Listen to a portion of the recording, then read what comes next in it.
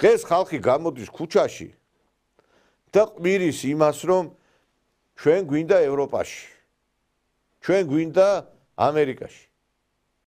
რატო ის არის ევროპარლამენტი გეუბნება და 27 სახელმწიფოს საგარეო საქმეთა სამინისტრო ყოველი როცა ამას გვეუბნება ეს ნიშნავს რომ არ უნდა გავაკეთოთ თუ ევროკავშირში განაცხადი გაკეთებული ყველაფერი უნდა გავაკეთოთ რო გითხრან რომ ერთი კვირა ცალფეხზე უნდა ვიდგეთ და გავაკეთოთ ყველაფერი და ამას გეუბნებათ ერთ-ერთი რიგითი მოქალაქე მიუხედავად იმისა რომ სახალხო დამცველის მოადგილეც ვარ რატო ის არის ევროპარლამენტი გეუბნება და 27 სახელმწიფოს საგარეო საქმეთა სამინისტრო ყოველი როცა ამას გვეუბნება ეს ნიშნავს რომ არ უნდა გავაკეთოთ თუ ევროკავშირში განაცხადი გაკეთებული ყველაფერი უნდა გავაკეთოთ რო გითხრან რომ ერთი კვირა ცალფეხზე უნდა ვიდგეთ და გავაკეთოთ ყველაფერი და ამას გეუბნებათ ერთ-ერთი რიგითი მოქალაქე მიუხედავად იმისა რომ სახალხო დამცველის მოადგილეც ვარ პირველი დღიდან აქ ვარ უკვე ბევრი წელია აქ ვარ ანუ ის როგორც ბევრი ადამიანი აქ და განწყობა მაქვს ის რომ აი რაღაცა მჯერა იმის რომ მივალთ იმ ნიშნულთან სადაც რაც არის ხალხის ნება მე მახსენდება ეს პირველი მერცხალის ერთი პასაჟი მოდი ამერიკაში წავიდეთ დიახ ამათ გონიათ რომ აი ესე დებასურვილზე არის ყველაფერი აგებული დღეს აი რაღაც გარკვეული სამეცნიერო წრეები არსებობს რაღაც გარკვეული სადისკუსიო კლუბები და ერთხელ დამაინტერესა რაზე იყო მშელობა ახალგაზრდა გოგონა გამოდის და ლაპარაკობს აი რაზე არის მისი სალექციო კურსი აზროვნების აკადემია გთავაზობთ სოფლიო ლიტერატურის კურსს ამ კურსის ფარგლებში მეწილად ხვდა წავიკითხო 5 ლექცია ვიწყებთ რომაული ლიტერატურიდან და მოვდივარ თომას მანამდე ეხლა კონკრეტულად რა 5 ლექცია ეს ლექციებია ვერგილიუსის ენეიდა, შემდეგ სერვანტესის დონ კიხოტი, გერმანული რომანტიზმი, დოსტოევსკის შემოქმედება და თომას მანის ჯადოსნური მთა. ვერგილიუსის სახით საქმე გვყავს პოეტთან, რომელიც უმღერის მომავალს. მისი ნაწარმოებიც ენეიდა არის აღბეჭდილი მთლიანად მომავლითა და მომავლის იდეით. რაც შეეხება სერვანტესის დონ კიხოტს, მან აქ აღწერა ადამიანი, რომელიც თავისი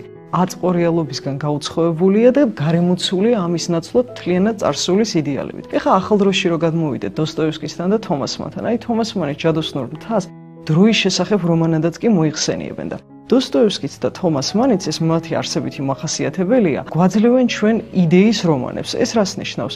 ანუ მათ რომანებში მთავარი არის იდეა. და ესენი არის ფაქტობრივად იდეის დრამები. ისინი აქ ასახავენ იდეების ურთიერთქმედებებს, იდეურ კრიზისებს და ამ კრიზისების კვალად და ამ პროცესში ისინი ცდილობენ, რომ გახსნან გამოსავალი არხი თავიანთი თანადროულობისთვის ყველაზე საჭირო იდეური სააზროვნო მიმართულებებისთვის და ამგვარად ისინი მხოლოდ მწერლები კი არ არიან, არამედ დიდი მოაზროვნეები და დიდი ფილოსოფოსები. ეხლა შუაში მე მომრჩა გერმანული რომანტიზმი. იცით რა არის? ქართული სად არის? ქართულ ნაწარმოებებზე, საქართველოზე, საქართველოს აქცენტები სად არის მაინტერესებს. ჩვენმა თაობამ არც ვეფხისტყაოსანი იცის, არც ჩვენი კლასიკოსები იცის, არაფერი არ იციან ამათმა. ამათმა იციან მარტო TikTok-ზე როგორ უნდა დადონ ვიდეო და რამდენი ლაიქი და რამდენი გარკვეულწილად მოწონება დაიმსახურონ სოციალურ ქსელებში. აი ეს არის მათი მთელი გარკვეული მიზანი. ის კი არ არის მიზანი მაგალითად რომ ქალბატონმა რაღაცა მიაღწიოს განათლებას, ოჯახი შექმნას, ან მამაკაცმა სამსახური უშოოს.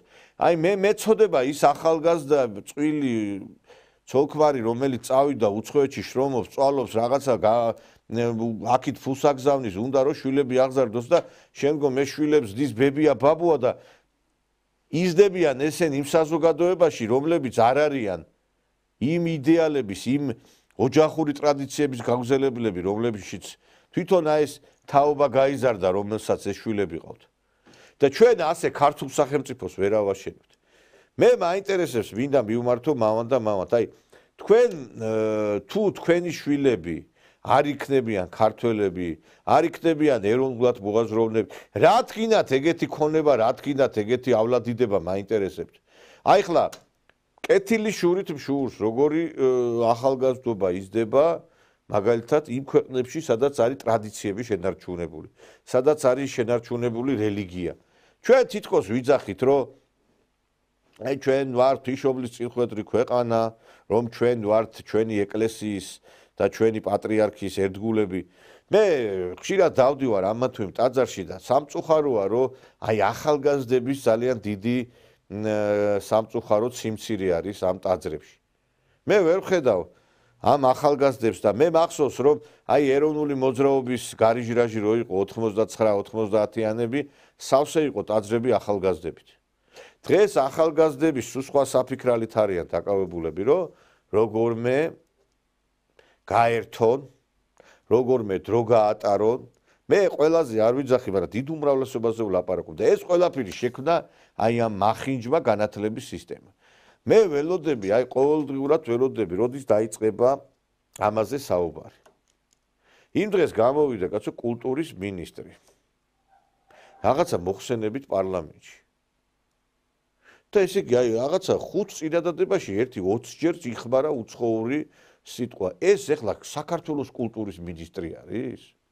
პირველად ნახავთ სათვალით, იმიტომ რომ აქამდე სპიჩებს ყოველთვის ზეპირად ვამბობ. ეს ძალიან მნიშვნელოვანია განგრძობითი, როგორ არის, long life learning-ის კუთხით, ყველასთან თანამშრომლობთ stakeholder-ები, ვინც ყავს დარგში, კვადნოზა და დაგააპდეიტებ. ეხლა, აი, როდესაც გამოდიხარ საქართველოს კულტურის მინისტრი და ერთ წინადადებაში 10 უცხოურ სიტყვას ხმარობ, ეს ნორმალურია, მეგობრებო? ვერ გავიგე რა გინდა ეხა ბაგითი რომ ხაზი გაუსვა რომ ინგლისური იცი და ძალიან პრადვიდუტი ხარ შენ? მე მინდა ერთი რამე გითხრათ მეგობრებო. ჩვენი ქვეყანა დაღუპა მლიქნელობამ, დაღუპა იმან რომ ვინმეს ვასიამოვნოს, ოღონდ ვინმეს რამე არ რაღაცა გავანაწყენოს აი ამ დოგმამ, რომ ჩვენ არ ვამბობთ სიმართლეს, რაც არის საზოგადოებაში. არ ვამბობთ იმას, რა პრობლემებიც არის. ეხლა აი ამ ინგლისურზე გამახსენდა, ძალიან ლამაზად ღეროდა რამდენიმე ახალგაზრდა რუსთაველის რაღაცა პროსპექტზე ერთ-ერთ შენობასთან. მე ამ ახალგაზრდებს არ ვიშ და აი კომენტარებიც ვნახე, რომ როგორ კარგად ღერს. კარგია, ძვირფასებო, მეგობრებო, რომ ინგლისური იცით, ინგლისურად ვღერით. Cries and Cherokee in the morning glory. I'm getting ready for the judgment day, my Lord, my Lord. Now you're ready, my sister. Oh yeah, oh yeah, oh yeah. I'm ready for the cherry 'cause I'm ready to go. Oh now I cry, cry the chariot to see my Lord.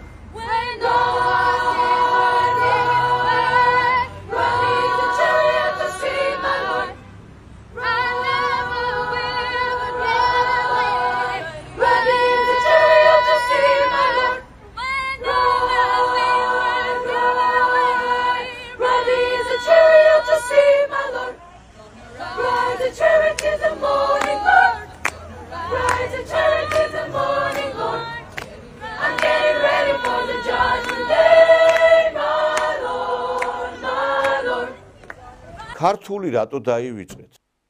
აი მაგალითად ნატო გელაშვილის სიმღერა ისე გულისამაჩუყებელი იყო, ერთ-ერთი აი რუსული საესტრადო გუნდის შესრულებით, რომ აი ნამდვილად აი თვალზე ცრებლიც კი მომადგა, იმიტომ რომ აი თითქოს გალობდნენ, კი არ მღეროდნენ, თითქოს გალობდნენ, როდესაც აი ამ სიმღერას ასრულებდნენ ნატო გელაშვილის. Tetre clavișaps, titko se vdaše paravija, ušeno bi hvalile bistuma.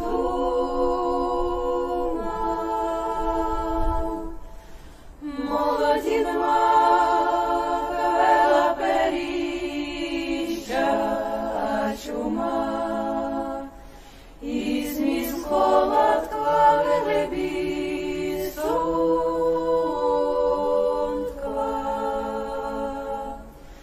Šena i radovena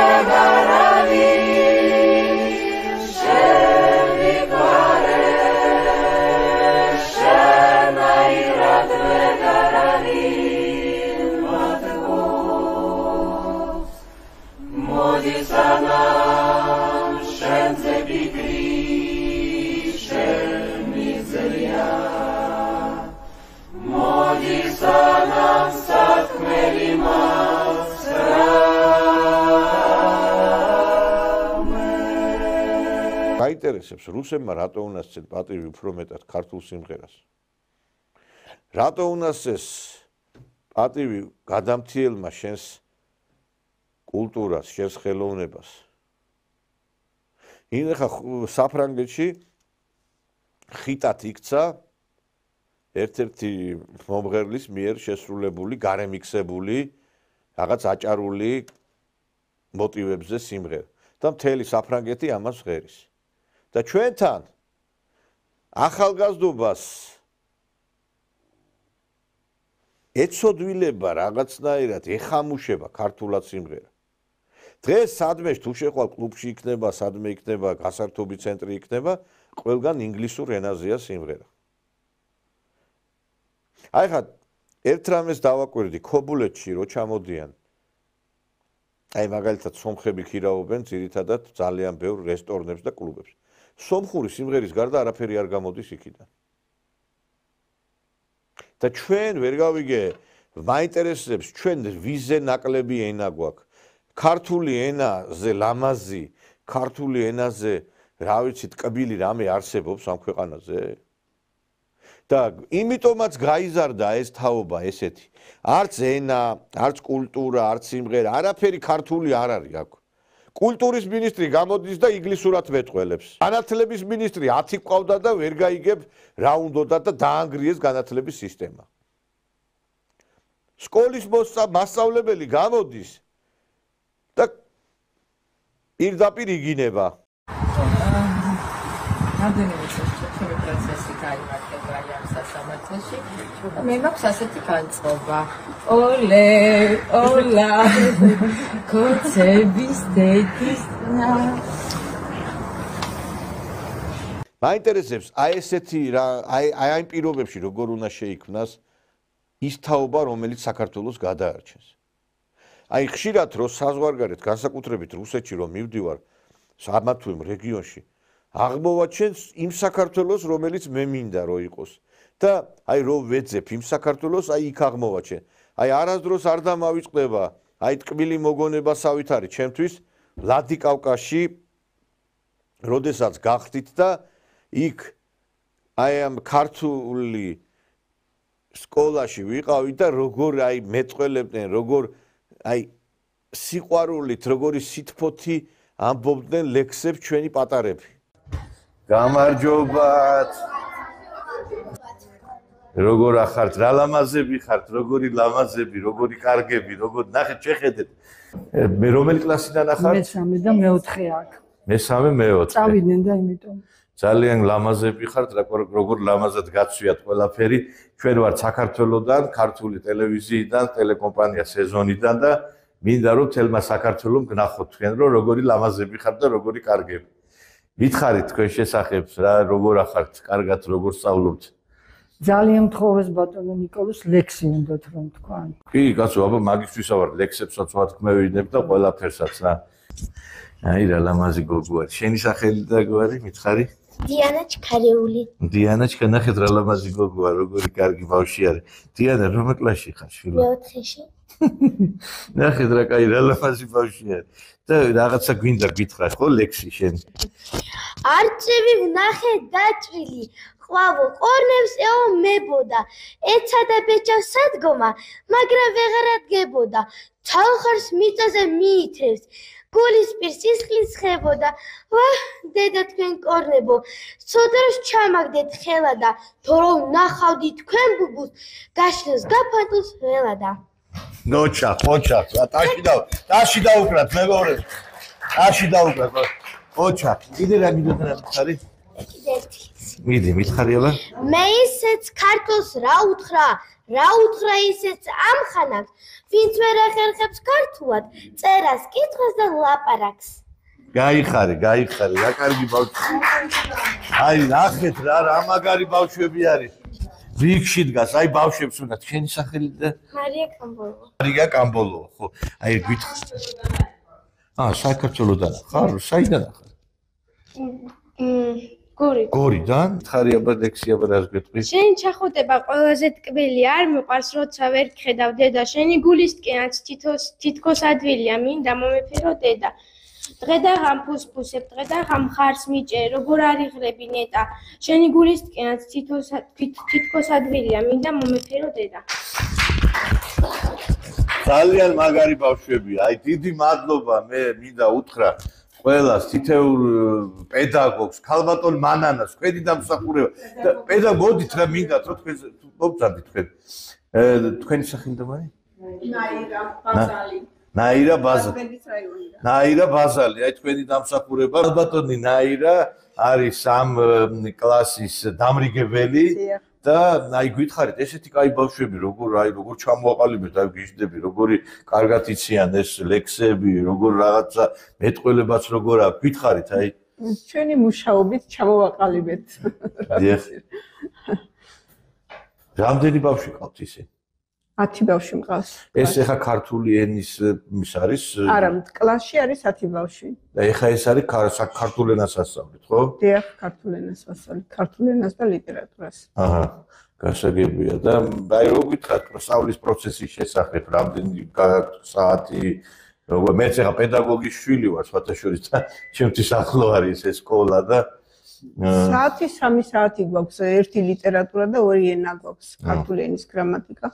და აი ამ საათებში. და მარტო ქართველები კი არა, რო ატყუφმენ, სხვა ეთნიკური ჯგუფებიც სწავლობენ გაძლიერებულ. ეთნიკური ჯგუფებიც სწავლობენ.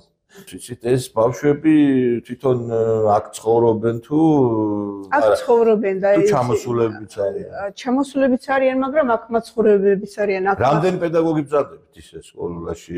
20. 20. ყველა ქართველები ხართ თუ ძირითადად თუ? არა, ყველა ქართველები არა ვართ. რამდენიმე ქართველია და აჰა. სხვა ეროვნების შენ. ესე სუფთად, ესე ამაზად როგორ აგავთ მოვლილი ყველაფერი ძალიან მიგვეს რა. ისე რამდენი სკოლა აქვს ვლადიკავკაზში? 50-მდე.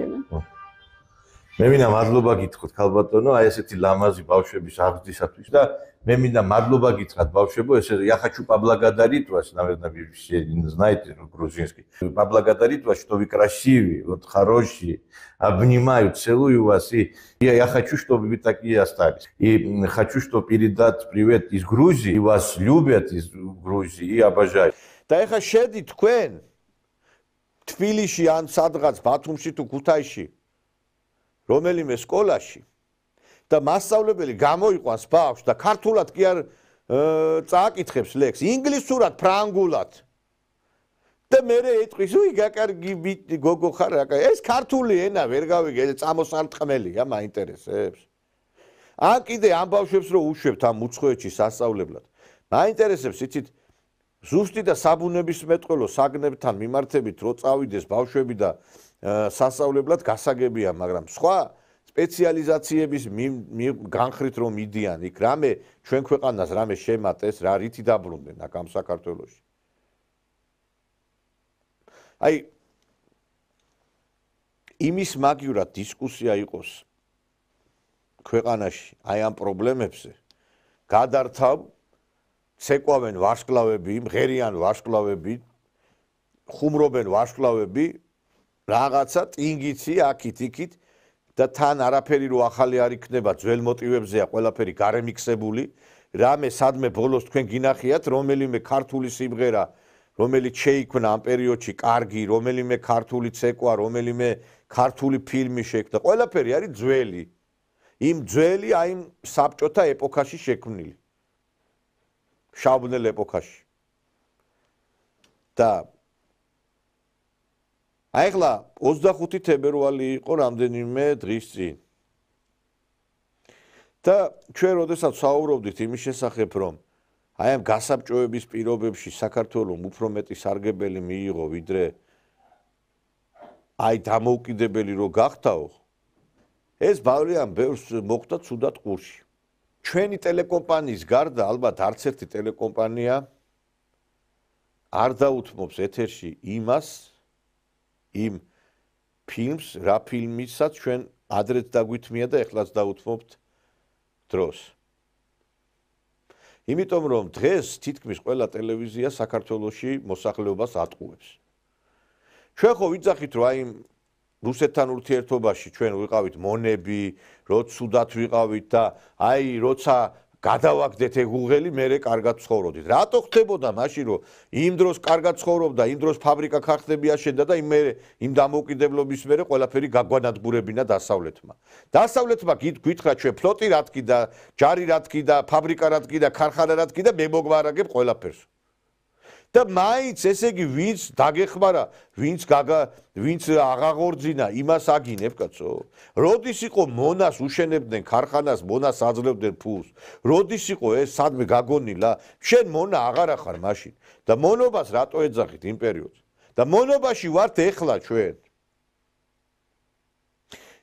და მე ვფიქრობ, რომ აი ამაზე უნდა დავფიქრდეთ.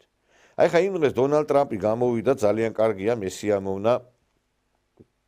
ლოცვით დაიწყო მან ერთ-ერთი შეხვედრა თავის გუნდის წევრებთან. Father, we thank you for this awesome privilege, Father, to be in your presence. God, thank you that you've allowed us to see this day. The Bible says that your mercies are new every morning. And Father God, we give you the glory and the honor. Thank you, God, for President Trump, Father, for appointing us. Father God, thank you for anointing us to do this job. Father, we pray you'll give the president, the vice president wisdom, Father God, as they lead. Father, I pray for all of my colleagues that are here around the table and in this room. Lord God, we pray that we would lead with a righteous clarity. Father God, that as we serve the people of this country in every prospective agency, every job that we have, Father, we would humble ourselves before you and we would lead in the manner that you've called us to lead and to serve. Father, the Bible says that blessed is the nation whose God is the Lord. Well, Father, we today honor you and in your rightful place, Father, thank you for giving us this opportunity to restore faith. კარგია ეს ამერიკაში რაც ხდება, მაგრამ მოდით რა თვალი გაუსწოროთ მოვლენებს ისე როგორც საჭიროა. როდესაც შენ იპყრობ ქვეყანას და ეუბნები უნდა დაგიპყრო, ეს არ არის ქრისტიანული, ეს არის ფარისევლობა. შენ თუ მართლაც ამ ლოცვას კითხულობ და გულით მლოცველი ხარ, მაშინ შენ სხვის დაჩაგვრაზე არ უნდა იყო ორიენტირებული. შენ რო გინდა რომ მაგალითად კანადა დაიპყრო და გრენლანდია, ეს არ არის ქრისტიანული საქციელი. შენ თუ გულით ლოცულობ და შენ თუ ქრისტიანობაზე პრეტენზია, სხვის დაჩაგვრაზე კი არ იყო უნდა იყო ორიენტირებული. არამედ იმაზე უნდა იყო, რომ არავის პირიქით ის სუსტი არ დააჩაგვრინო. თუ შენზე სუსტი არის ეს ქვეყანა, შენ რა გინდა რომ დაჩაგრო და უნდა შეიერთო და წაართვა თავისუფლება. და ეს გუშინაც საუბრობდი, რომ ძალიან საშიშ ტენდენციებს ეყრება საფუძველი მეთქი. ხვალ და ზეგ თუ კანადა და გრენლანდია მიიერთა ტრამპმა, ზეგ შეიძლება ჩვენც დაგვიდგეს ეგ საკითხი, რომ ჩვენც ვიღაცა მიგვიერთოს და გაგვანადგუროს. და ამიტომ ლაპარაკობ უკვე მერამდენეთ რომ ხალხო გონს მოიგეთ და ცოტა აზზე მოდით რა პრობლემების წინაშე ვდგებით. საქართველოს გადარჩენის ერთადერთი შანსი არის რუსეთთან ურთიერთობა. ამას ბევრი ვერ იძახის. იმიტომ რომ ეშინია მერე იარლიკების. მაგრამ მე ამას ვიძახი და ამას ვიძახი არაერთგზის. და რატომ არის აუცილებელი რუსეთთან ურთიერთობა და რატომ არის ეს ჩვენი ქვეყნისათვის სასიცოცხლო? აი მე წარმოგიდგენთ ფილმს აღმავლობის ხანა. ეს არის აი ბნელ ეპოქაში შექმნილი ფილმი, რომელიც დოკუმენტური ფილმი, რომელშიც ასახულია ის თუ რა მისცა აი მონობაში მყოფ ერს რუსეთმა და როგორ ცხოვრობდა ქართველი ხალხი ვაში. და თუ ჩვენ გვიდა აი ეს მართლაც მონური კი არა ეს ნათელი დღეები დაგვიბრუნდეს ნაბიჯები აქტიურად უნდა გადავდგათ რუსეთთან. თორე ხვალ და ზექ შეიძლება როგორც ბევრი ქვეყანა გაქრა, ისე გაქრეს საქართველოც. ბიზანტიის იმპერია იყო უდიდესი იმპერია. მაგრამ გაქრა. ამიტომ მე არ მინდა რომ საქართველოს გაქრეს. და საქართველოს რომ არ გაქრეს, ერთადერთი ამისი შანსი და ამისი დამცავი მექანიზმი არის კიდევ ერთხელ ვიმეორებ რუსეთთან ურთიერთობა.